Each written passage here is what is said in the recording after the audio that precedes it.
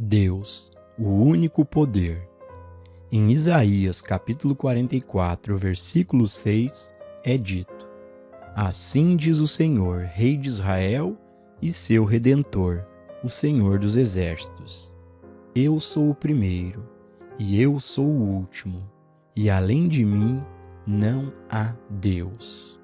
Em Deuteronômio capítulo 6, versículo 5, é dito: Amarás o Senhor teu Deus de todo o teu coração e de toda a tua alma e com todas as tuas forças. Ao longo de todos os tempos, as Escrituras revelam que Deus é o único poder. Mas quem aceita isso literalmente? A maioria dos religiosos ensina que existem dois poderes: o poder de Deus, que é bom e abençoa, e o poder do diabo, que é mau e amaldiçoa. Até mesmo na Bíblia existem relatos desses dois poderes. Deus está sempre lutando contra o diabo pelo controle da alma do homem. Também há relatos de pessoas lutando uma contra as outras. E a pergunta sempre é: quem ganhará? Hoje a história se repete. Acidentes, desastres e doenças são explicados com base em dois poderes ou tornando Deus responsável por esses males. Como ele pode ser responsabilizado por qualquer mal à luz da mensagem e missão do Mestre, que foi a cura dos doentes, a ressurreição dos mortos, a alimentação dos famintos e a superação de todo tipo de desastre? O Mestre disse: Eu não vim para destruir, mas para trazer plenitude. Então, nenhuma dessas coisas pode ser a vontade do Pai. Pois, na presença de Deus, não há nenhum mal. Se Deus tolera o pecado, a doença, a morte que estamos experimentando, que chance temos nós de superá-los ou de sobreviver? Se Deus permite esses males, ou se Ele é um Pai humano querendo nos ensinar uma lição, como podemos aprender e voltar para a casa do Pai? Desde o início de nosso estudo espiritual, aprendemos que Deus é o único poder, é o Todo-Poderoso. E não só isso, é o poder de todo o bem. É possível, então, para um poder do bem criar, permitir ou tolerar maldades? No caminho infinito, obtemos a cura espiritual e, para isso, precisamos de um princípio exato. Não pode haver nenhum desvio, assim como não há desvio dos princípios da matemática ou da música. O princípio de cura espiritual é que Deus é amor, que Deus é vida. Nele não existe treva alguma. Ele é puro demais para enxergar iniquidades. Mas, se somos levados a acreditar que Deus conhece, permite e tolera a doença, ou está nos testando ou punindo através dela, perdemos toda a nossa possibilidade de cura. Não temos como negar que no mundo há pecado, doença, morte, carência, limitação e guerras. Isso significa que Deus permite essas coisas? Não. Da mesma forma, os princípios da matemática, da música, não são afetados se cometemos algum erro de cálculo ou ao cantarmos fora do tom. De acordo com Gênesis, Deus viu tudo o que havia feito e viu que tudo era muito bom.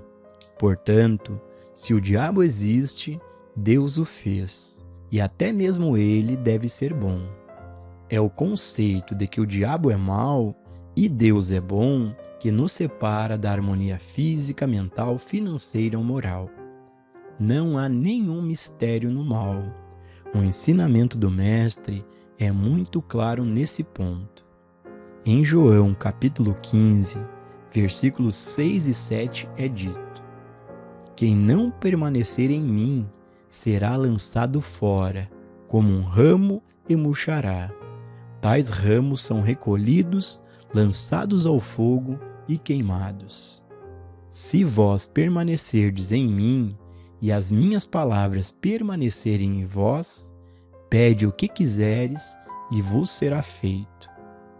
Se não deixamos a palavra habitar em nós, não podemos nos surpreender com o que nos acontece, e nem temos o direito de culpar Deus. Assim, se não estamos manifestando saúde, harmonia, riqueza, que são nossos bens espirituais por direito inato, é porque não estamos cumprindo os termos do acordo. Isto é, se habitarmos no lugar secreto do Altíssimo, nenhum mal se aproximará da nossa morada. Esse é o princípio. Será que estamos realmente habitando no esconderijo do Altíssimo? Meditamos por 5 minutos de manhã e lemos um livro por 15 minutos à tarde, e achamos que estamos habitando na palavra e no esconderijo do Altíssimo. Isso não é suficiente. Devemos ler e estudar, meditar e refletir horas e horas, todos os dias, até estarmos vivendo continuamente na presença do Senhor, ao lado de quem não há outro. Aceitemos em nossa consciência que Deus é infinito, que Ele é o único poder e que além dele não há nenhum outro poder. No capítulo 43 de Isaías, podemos ler: mas agora, assim diz o Senhor que te criou, ó Jacó, e que te formou, ó Israel: não temas, porque eu te redimi, chamei-te pelo teu nome, tu és meu. Quando passares pelas águas, estarei contigo, e quando pelos rios, eles não te submergirão. Quando passares pelo fogo, não te queimarás, nem a chama arderá em ti, porque eu sou o Senhor teu Deus, o Santo de Israel, o teu Salvador. Visto que foste precioso aos meus olhos, também foste honrado, e eu te amei. Se quando éramos crianças tivéssemos nos ensinado esta verdade, não temas, porque eu te redimi, chamei-te pelo teu nome, tu és meu. Sentiríamos medo? Imagine o estado de consciência em que viveríamos se tivéssemos aprendido, ao longo de nossa infância, que Deus nos ama e não permite que nenhum mal nos atinja. Assim, teríamos Deus na consciência como o único poder. Nunca o temeríamos e nada nos faltaria.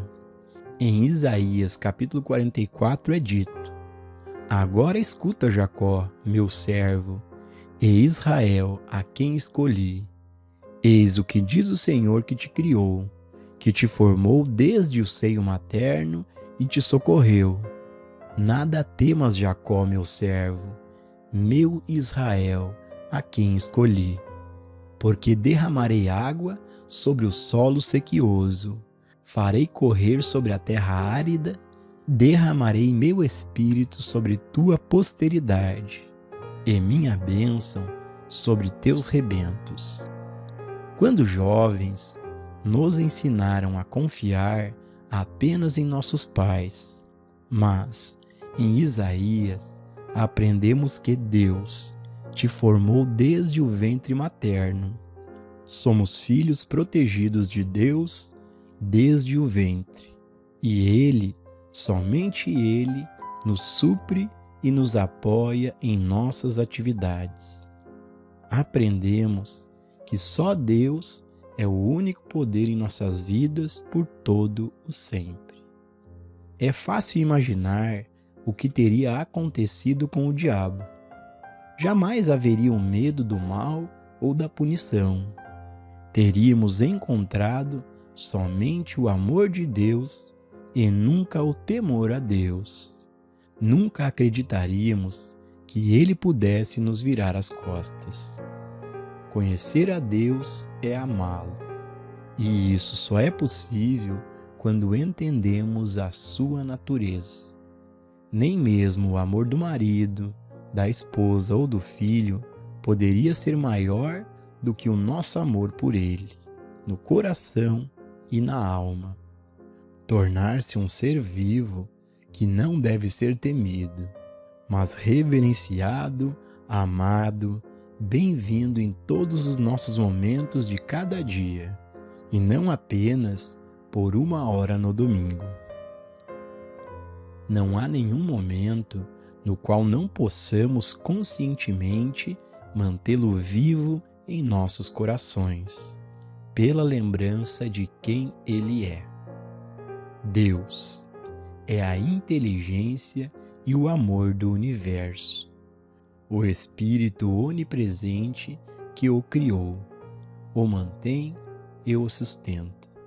Deus é a fonte da beleza das árvores, flores e frutas, a essência dos vegetais e minerais, do ouro, da prata, dos diamantes e das pérolas no mar. Deus preenche o mar com peixes e o ar com pássaros. Deus está dentro de mim. Onde eu estou, Deus está, e seu amor me envolve sempre. Deus é a fonte do meu ser. Ele é a fonte do meu suprimento e dos alimentos da minha mesa. Deus é aquele que me dá o trabalho e a força para realizá-lo. Ele cumprirá o que me concerne. O Senhor aperfeiçoará o que me diz respeito. Aquele que está dentro de mim é maior do que aquele que está no mundo, maior do que qualquer problema. Há apenas um poder, e Deus é esse poder. Não há poder no efeito e não há poder separado de Deus, pois Ele é a vida de todo o ser. Essa verdade, conhecida por todos os povos, existe desde sempre. No texto sagrado hindu, o Bhagavad Gita, traduzido por Sir Edwin Arnold, lemos o belo poema épico, a Canção Celestial. Eu digo a ti, armas não ferem a vida, a chama não a queima, águas não a inundam, nem os ventos a fazem secar. Impenetrável, inexplicável, inatingível, ilesa, intocada, imortal, toda presente, estável, segura, invisível, inefável, pela palavra e pensamento não planejado, tudo em si mesma. Assim é a alma declarada. Novamente, vemos que há uma vida e Deus é essa vida. Só há um poder e Deus é esse poder. Uma consciência preenchida com a percepção de Deus como único poder não tem nada a temer. A maioria dos ensinamentos religiosos não nos transmitiu a verdade de que Deus é onipotente na terra e no céu, mas finalmente chegará o dia em que todo joelho se dobrará à verdade de que existe um único poder. Todos os ensinamentos metafísicos se originam na revelação de Deus como um só. Mas o que aconteceu com esse ensinamento? Perdeu-se em diabólicas mentes mortais. Seguidores dos ensinamentos ortodoxos temem o diabo, e aqueles que seguem os ensinamentos modernos mais recentes temem a mente mortal. Interpretações erradas e ignorantes da verdade nos levam a crer em dois poderes, mas a verdade é uma só. Deus é o único poder. Cada um de nós, em algum grau de nossa experiência humana, aceitou dois poderes, Deus e um poder separado dele. Um poder que às vezes nos recompensa e outras vezes nos castiga. Um poder que às vezes está disponível e outras vezes não. E agora estamos pagando o preço por aceitá-los. Temos que nos elevar a uma dimensão superior de vida, para ver que não há poder em nenhum efeito. Todo poder está na causa que produz o efeito.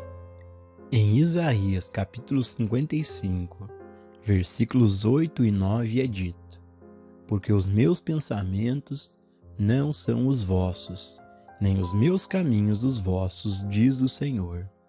Porque assim como o céu domina a terra, assim são os meus caminhos mais altos que os vossos, e os meus pensamentos ultrapassam os vossos. Se não ficarmos espiritualmente alertas, aceitaremos qualquer tipo de falso ensinamento, quando imposto a nós com frequência e força suficiente. Através do hipnotismo em massa, dos meios de comunicação, todos temos sido vítimas de propaganda de um tipo ou de outro, mas nada disso poderia nos atingir se aceitássemos o ensinamento de que Deus, o invisível infinito, é o único poder. Na frenética e moderna corrida pela supremacia em armamentos e poder material, torna-se necessário parar e perguntar: onde tudo isso vai dar? Poder só tem a ver com superioridade e grandeza?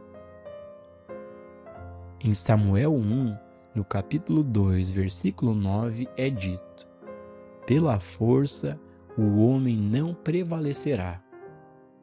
Em Crônicas 2, capítulo 20, versículo 15, é dito: não temais, nem vos assusteis por causa desta grande multidão, pois a batalha não é sua, mas de Deus.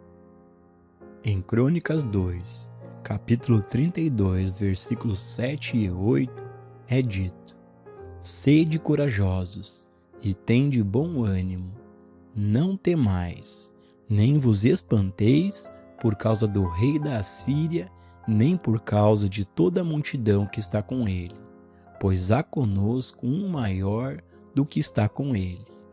Com ele está um braço de carne, mas conosco o Senhor nosso Deus, para nos ajudar e para guerrear por nós.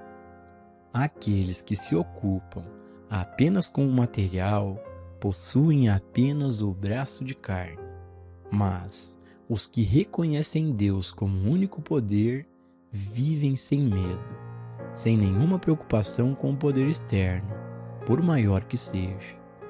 Quer se trate de uma febre alta, de pobreza extrema ou de uma bomba de hidrogênio, tudo é apenas o braço de carne.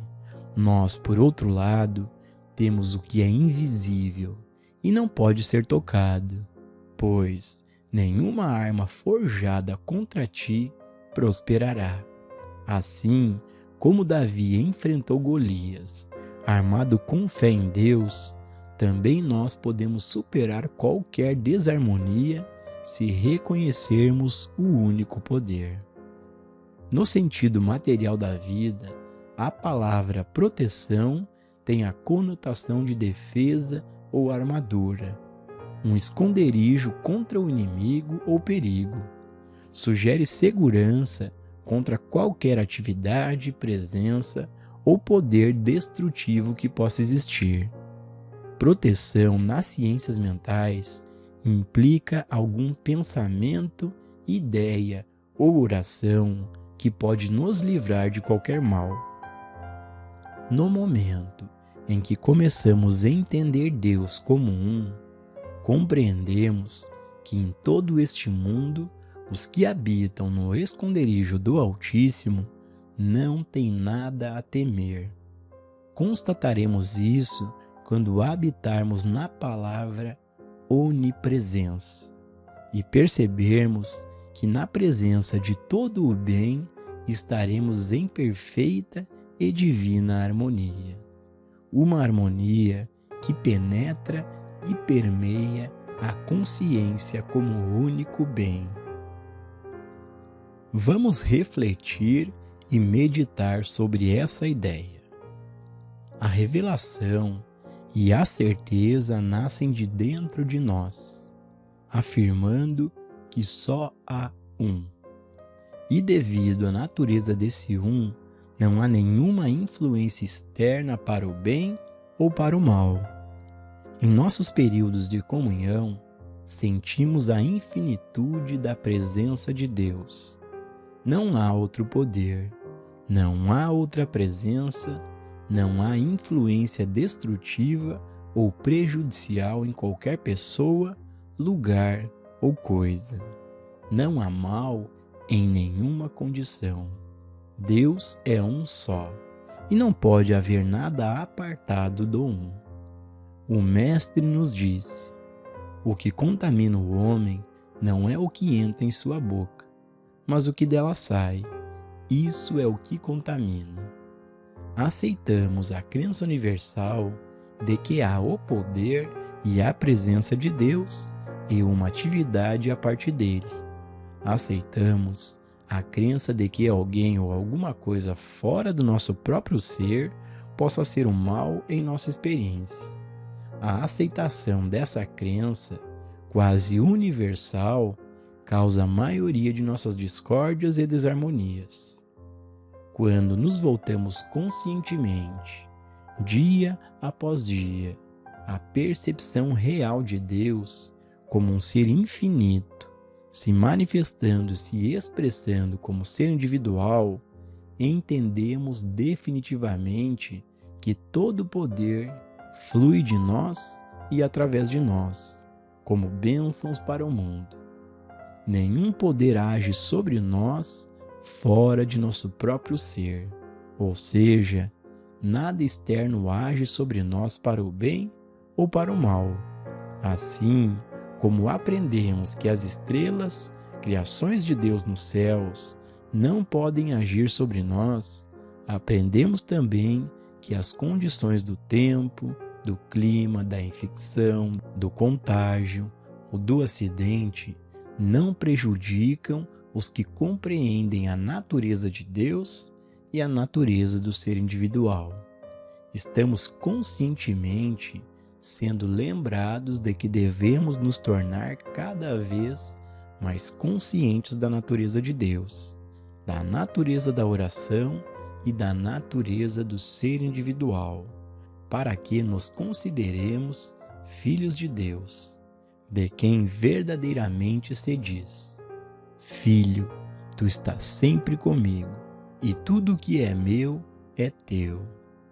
Devemos pensar seriamente nesse assunto de proteção, pois a cada dia somos confrontados com ameaças ou perigos iminentes. Alguém, algum lugar ou alguma coisa sempre aparece como uma força destrutiva da qual Deus pode nos salvar. A plenitude de Deus impede a existência de qualquer influência destrutiva no céu, na terra ou no inferno. Portanto, não vamos cometer o erro de pensar em Deus como o poder capaz de nos salvar de uma pessoa ou influência destrutiva.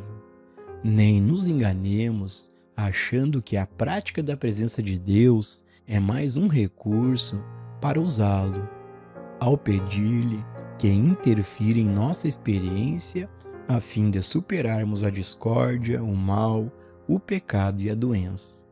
A finalidade é trazer à consciência individual a certeza de Deus como sendo um ser infinito, individual, presença e todo poder. A crença universal em dois poderes, o bem e o mal, vai continuar a atuar em nossa experiência até que nós, individualmente, a rejeitemos. Hoje em dia, proteção é a percepção de que Deus, sendo tudo, exclui a possibilidade de qualquer fonte de mal existente no mundo ou atuando na experiência individual. O nosso trabalho ou as nossas orações pedindo proteção devem consistir na percepção de que nada existiu, existe ou existirá em qualquer lugar, em qualquer momento, em nossa experiência do passado, presente ou futuro, que seja de natureza destrutiva. Através de estudos e meditações, contatamos Deus dentro de nós e recebemos a garantia divina. Eis que estou contigo todos os dias.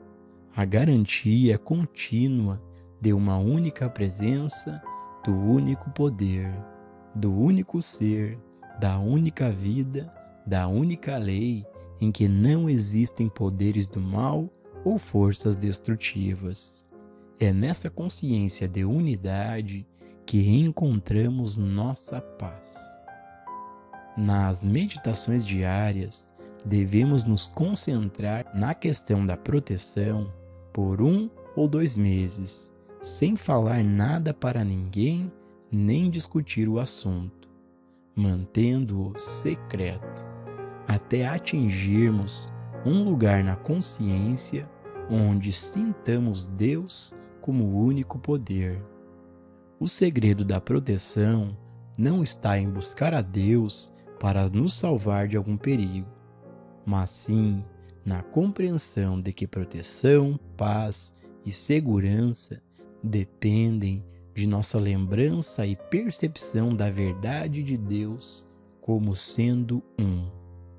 O mundo está em busca de paz, de proteção e de segurança vindas de fora. Porém, paz, proteção e segurança só serão encontradas em nossa percepção individual de Deus como um único ser, uma única presença e um único poder. Não há como revelar ao mundo o que é proteção, paz e segurança, mas nós mesmos podemos encontrá-las e mostrar ao mundo através de nossa experiência, que encontramos um caminho maior do que a crença supersticiosa em algum poder do bem que milagrosamente nos salvará de qualquer tipo de poder do mal. Não podemos dizer ao mundo que não há perigo, influências ou poderes externos, mas a nossa compreensão da verdade pode tornar evidentes a harmonia, a plenitude e a perfeição de nossas vidas, que os outros também vão querer buscá-la. Com base no ensinamento de 2 poderes, surgem filosofias que fazem os homens discordarem entre si. Não há maneira de resolver as diferenças, porque as pessoas que acreditam em 2 poderes partem de uma premissa errada. Acreditam que o bem e o mal estão sempre lutando e que luta. Mas o que acontece quando os homens abandonam a crença em 2 poderes e descansam na consciência do Cristo? Começam a entender o que o Mestre Cristo Jesus quis dizer com: tu não poderias ter nenhum poder contra mim, se não te fosse dado do alto. Os místicos do mundo, Krishna na Índia, Lao Tse na China, Jesus de Nazaré ou João de Patmos, revelaram-nos que Deus é um. Os místicos hebraicos também conheciam essa verdade quando ensinaram: ouve, ó Israel, o Senhor nosso Deus é o único Senhor. Em todas as Escrituras encontramos repetidamente as garantias do amor de Deus para seus filhos. Em Isaías capítulo 43 e capítulo 44, ouvimos: não temas, porque eu te redimi. Chamei-te pelo teu nome, tu és meu. A todos os que são chamados pelo meu nome, eu os que criei, para a minha glória, os formei e também os fiz. Vós sois as minhas testemunhas, diz o Senhor, e meu servo a quem escolhi, para que o saibais e me creiais, e entendais que eu sou o mesmo, e que antes de mim Deus nenhum se formou, e depois de mim nenhum haverá. Eu sou o Senhor, e fora de mim não há Salvador. Eu sou o primeiro, eu sou o último, e além de mim não há Deus. E quem proclamará como eu e anunciará isto, e o porá em ordem perante mim, desde que ordenei um povo eterno? E anunciei-lhes as coisas vindouras, e as que ainda hão de vir. Não vos assombreis, nem temais, porventura desde então não vô-lo fiz ouvir, ou não vô-lo anunciei? Vós sois as minhas testemunhas. Porventura há outro Deus além de mim? Não, não há outro Deus, eu não conheço nenhum. E assim, repetidas vezes, revela-se que Deus é um Deus, que Deus é o único poder. Em Isaías capítulo 44 também é dito: todos os artífices de imagens de escultura são nada, e as suas coisas preferidas são de nenhum préstimo. Eles mesmos são testemunhas de que elas nada veem nem entendem, para que eles sejam confundidos? Quem formaria um Deus ou fundiria uma imagem de escultura que é de nenhum préstimo? Cada um de nós tem uma imagem de Deus. Um olha e vê Buda, outro vê Jesus. Cada um formou o conceito do que pensa que Deus é, e então adora e reza para aquele conceito, enquanto todo o tempo Deus está dizendo: somente eu sou Deus, não o conceito que você tem de mim, apenas eu, o invisível, sou Deus. Eu, unicamente, sou Deus. Temos que parar de criar imagens mentais, parar de imaginar como Deus é e confiar no infinito sem forma que penetra e permeia todos os seres. O reino de Deus está dentro de ti. O lugar onde estás é terra santa. E mesmo que o lugar pareça ser no inferno ou no vale da sombra da morte, Deus está exatamente lá conosco. Temos que abandonar essa crença absurda em um Deus que pune e recompensa. Um Deus que está presente quando nós experimentamos uma cura e ausente quando a cura não ocorre. Deus nunca está longe de nós, exceto em nossa crença de que há dois poderes. Exceto no medo dos outros poderes que criamos em nossa mente. Não apenas tememos tais poderes às vezes, tememos também a Deus.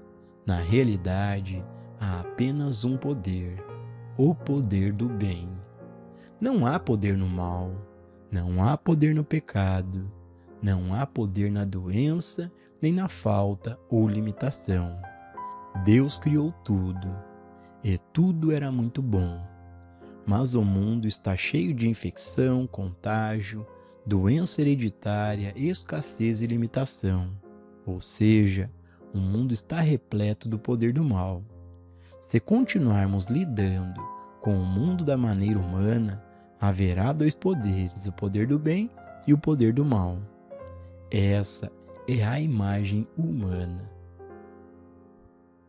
Algumas pessoas passam a maior parte do tempo enfermas. A maioria da população mundial é pobre. Para os seres humanos, sempre haverá leis do pecado, de doença, de falta e de limitação. Haverá dois poderes, enquanto houver consciência humana no mundo, porque ela em si é a casa dividida em duas partes, o bem e o mal. Precisamos nos conscientizar de que há um estado de existência espiritual em que esses opostos não funcionam, em que há apenas um poder. Ninguém pode ter essa experiência por nós, a não ser nós mesmos. A menos que Deus se torne presença constante em nossa consciência, vamos passar pela vida como seres humanos, acreditando em dois poderes e experimentando o bem e o mal. Precisamos nos conscientizar de que Deus é um. Deus é o único. Ouve, ó Israel, o Senhor nosso Deus é um. Não terás outros deuses diante de mim, nem outros poderes, nem outras leis, mas uma única lei. Deus é a única lei, uma lei que mantém e sustenta a harmonia e a perfeição de sua própria criação em todos os momentos. Observando as árvores em crescimento, nos maravilhamos com a lei que as faz brotar, desabrochar e frutificar a cada ano. Da mesma maneira, o sol, a lua e as estrelas, o fluxo e refluxo das marés, dão testemunho de uma lei divina que rege o universo. Essas são leis e não podem ser alteradas. Tudo que é permanente é apoiado por lei. Mas as discórdias e as doenças do mundo vêm e vão, estão sempre mudando por não terem permanência e nem leis a apoiá-las. Se a doença fosse apoiada por lei, essa lei não poderia ser violada, e ninguém poderia ser curado ou ficar imune às enfermidades. Por não ser permanente, a doença pode ser curada, tanto física quanto mental e espiritualmente. Aceitar Deus como um é aceitar apenas uma lei, a lei do bem, a lei de Deus, sempre ativa e sempre presente em nossa experiência. Não existe nenhuma lei que nos vincule a alguma condição de mal. A verdade onipresente em minha consciência elimina toda forma de discórdia na minha experiência. A lei espiritual governa meu ser, meu corpo, minha casa, meus negócios e também governa a minha consciência. Essa lei espiritual me permeia, me mantém e me sustenta. Todos os dias somos confrontados com a dor da morte, seja de um amigo, um parente ou um estranho em um país distante. Todos os dias, o pensamento da morte é conscientemente trazido à nossa mente. Nessas horas, mesmo que a dor não nos diga a respeito, devemos lembrar que Deus é um. Deus é a única vida, eterna, imortal, infinita, sem começo e sem fim. Há somente um Deus, portanto, há apenas uma única vida. Muitos estudantes de metafísica que não acreditam no poder do diabo criaram outro poder, também independente e separado de Deus. Um poder regido pelo medo supersticioso do pensamento errôneo e pela fé e confiança no pensamento correto. Vamos descartar essas ideias agora e para todo o sempre. O pensamento humano não é poder. A mente humana não é poder. Jesus refutou tal ideia quando perguntou: qual de vós, pelo pensamento, pode acrescentar um só côvado à sua estatura? Vamos colocar a mente em seu devido lugar, como um caminho da consciência e não como uma faculdade criativa. A faculdade criativa está bem no fundo da alma. Com a nossa mente, nos tornamos conscientes das profundas verdades e leis de Deus. Mas é a alma que é Deus, o princípio criativo da existência. A atividade da alma é poder, e é dela que flui mansidão, humildade e paciência. Tudo aquilo que Paulo mencionou como as coisas de Deus. O homem natural não aceita, porque lhes são loucura. Não pode entendê-las, porque elas são discernidas espiritualmente. O homem natural é a faculdade de raciocínio. As coisas de Deus são recebidas pelo Espírito de Deus, pela consciência de Deus, pela alma, que é uma camada mais profunda da vida do que a mente. Usamos a mente humana como um canal da consciência, mas reconhecemos a alma como faculdade criativa. Dar poder a qualquer coisa externa à consciência é idolatria. É o reconhecimento de um poder separado de Deus. Precisamos chegar à convicção interior de que o poder não existe na forma. Qualquer forma, não importa quão bom seja. Qualquer forma pode viver e morrer, mas o Espírito continua para sempre, se renovando e se reformando. Como fomos educados para encarar a vida apenas no seu aspecto material, acabamos prisioneiros desse conceito e assim cometemos idolatria. Em outras palavras, nós nos curvamos em adoração ou tememos alguma forma de bem material. Deixemos de amar, odiar ou temer o que existe no reino externo, porque isso não é poder. Uma vez que percebemos que Deus é a única causa, não devemos temer qualquer coisa. Assim que entendemos que Deus é a única substância, não devemos temer nada. Mesmo sendo uma atividade da consciência refletida pelo corpo, a vida não está no corpo. O amor, a saúde, paz, plenitude e perfeição são atividades da consciência. Aí está todo o poder. Não devemos tentar nos prender às formas de corpo, pois não somos o corpo. O corpo é um instrumento para a nossa locomoção e atividade neste momento particular, mas não somos o corpo.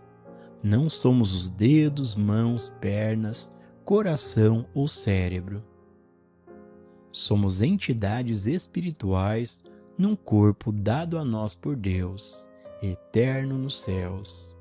Em vez de nos apegarmos à forma do corpo, fiquemos na verdade de nossa própria identidade, e o corpo será mantido de forma harmoniosa. O Mestre promete que, se estivermos dispostos a perder nossa vida, ganharemos a vida eterna. Portanto, se pararmos de tentar nos agarrar à nossa vida como se pudéssemos perdê-la, e em vez disso percebermos que toda a vida é graça de Deus, descobriremos que ela é eterna. O ensinamento diz: jamais idolatre, jamais odeie, tema ou ame qualquer efeito. Adorar a forma é tolerar a idolatria. No momento que qualquer forma torna-se uma necessidade em nossa experiência, estamos colocando nossa liberdade, nossa felicidade e nossa alegria nela, em vez de colocar no infinito invisível, que é a causa da forma. Continuemos a amar todas as coisas boas da vida, mas nunca a ponto de não permitir que desapareçam e outras tomem seu lugar. Todas as relações humanas, sejam com pais, marido, esposa ou filhos, nos são dadas para a plenitude da nossa experiência. Vamos entendê-los, amá-los e dar a eles a importância que merecem. Mas lembremos que a nossa vida está oculta em Cristo Jesus, não em alguma forma externa. Desde a manhã até a noite, somos confrontados com aparências que nos fazem acreditar que há poder no efeito. É por isso que, num mundo tão abundantemente suprido, com todas as formas de bem, diamantes, pérolas, prata, petróleo, legumes, peixe, frutas, as pessoas ainda estão pedindo suprimento. Acreditam que são essas formas de bem, quando na verdade tudo está dentro delas. Essas coisas são efeitos do suprimento, enquanto a consciência é a fonte de tudo, pois o suprimento é espiritual, uma atividade da consciência.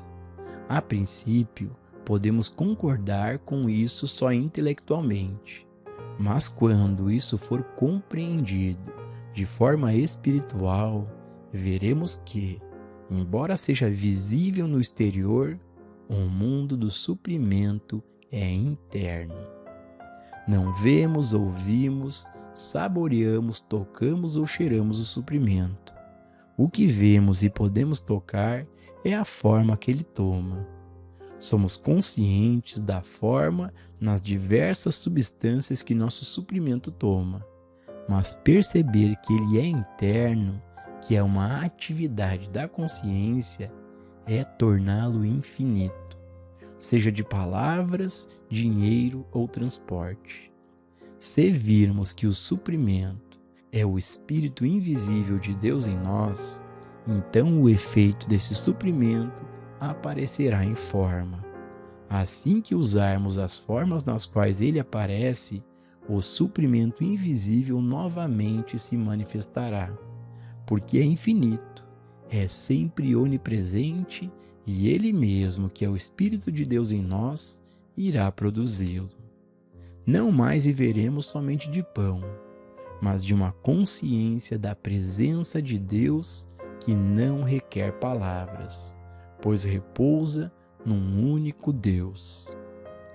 À medida que persistirmos nisso, durante o dia, a noite, a semana, o mês, gradualmente chegaremos a um ponto em que o reconhecimento dessa verdade ficará tão automático quanto dirigir um automóvel. Quando aprendemos a dirigir, temos que prestar atenção no pé esquerdo, no pé direito, na mão esquerda e na mão direita. Mas em pouco tempo, dirigimos sem mais pensar em nossas mãos e pés. O mesmo acontece aqui. No final de um mês, veremos que não temos mais que pensar em Deus como sendo um ou em Deus como sendo a vida.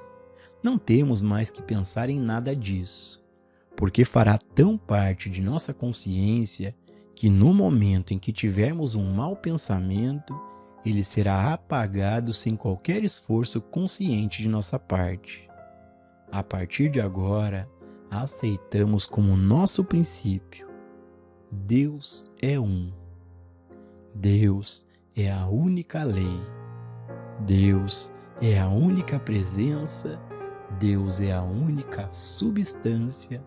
Deus é o único poder e não há poder no efeito. Entretanto, de repente, damos poder a algum efeito. Que diferença faz a aparência que esse efeito tem, uma vez que Deus é o único poder? Acreditamos realmente que Deus é o único poder? Só Deus é poder. Deus é um. Único poder, única vida, único amor. Único espírito, única causa, único ser, única fonte. Nada vem para a nossa experiência a menos que venha de Deus. A próxima vez que algo que achamos de mal vier nos atingir, lembremos-nos desse princípio e digamos: isso também é de Deus. Se faço minha cama no abismo, tu estás lá. Ainda que desçamos ao inferno, encontramos Deus, e ao encontrá-lo, o inferno se transforma em paraíso. A mudança ocorre em nossa experiência no momento em que não reconhecemos nenhuma fonte, nenhuma causa, nenhum efeito, nenhum poder, nenhuma presença, ninguém, a não ser Deus. Ao praticarmos esse princípio hora após hora, dia após dia, durante 1, 2 ou 3 meses, mantendo Deus como a lei de nosso ser, Deus como a fonte de nosso bem, Deus como a atividade do nosso dia, nossa experiência inteira se modifica.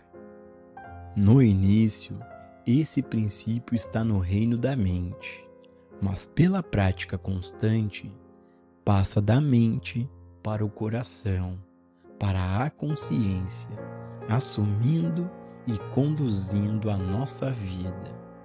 Em Deuteronômio capítulo 6, versículo 5, é dito: Amarás, pois, o Senhor teu Deus, de todo o teu coração, de toda a tua alma e de todas as tuas forças.